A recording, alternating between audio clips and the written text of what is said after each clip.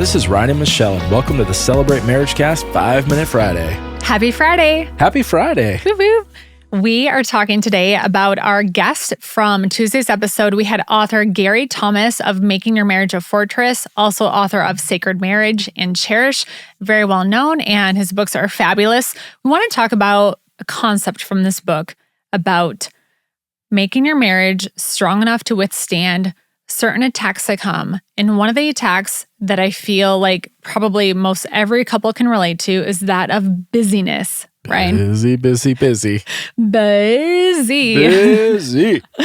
If you are a longtime attender of Celebrate Community Church, we have a pastor here, Pastor Reed DeVries, and you can tune in online, celebrate.church.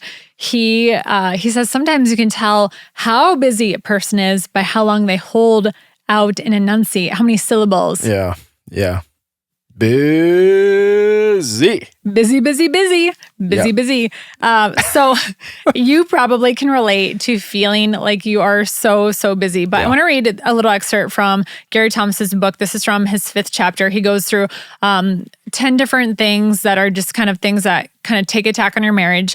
And then he talks about how you can strengthen your fortress. So he says this: busyness may be the biggest sucker punch marriages face today. Couples know to look out for an affair.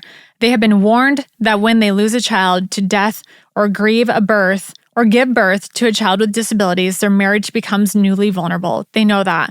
They've heard the statistics about what these challenges can do to their marriage, and they want to guard against adding to those numbers. And then he goes on to say, busyness that lulls us asleep before it punches us can be every bit as deadly as any other major assault. At first, overly busy people simply lose their edge, their ability to cherish the other person. Overly busy people have a difficult time appreciating each other and cherishing each other because they're so tired and so distracted by everything they're scrambling to get done. Then they start to feel irritated with each other and taken for granted. Then they start to feel lonely. Why won't my spouse help me and make my life better? Then they start to feel angry because they hate the situation they're in.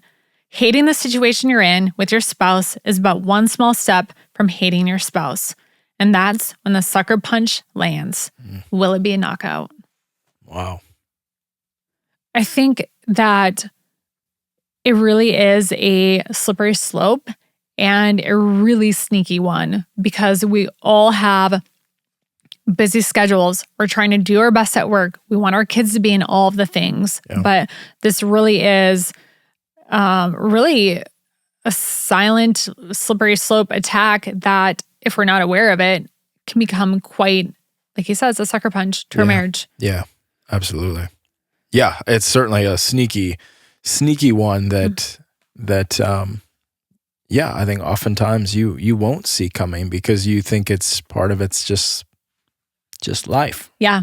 Yep. It'll be, when the kids are older, we'll slow down or whatever when we retire. But I think that's really destructive in the meantime. Yeah.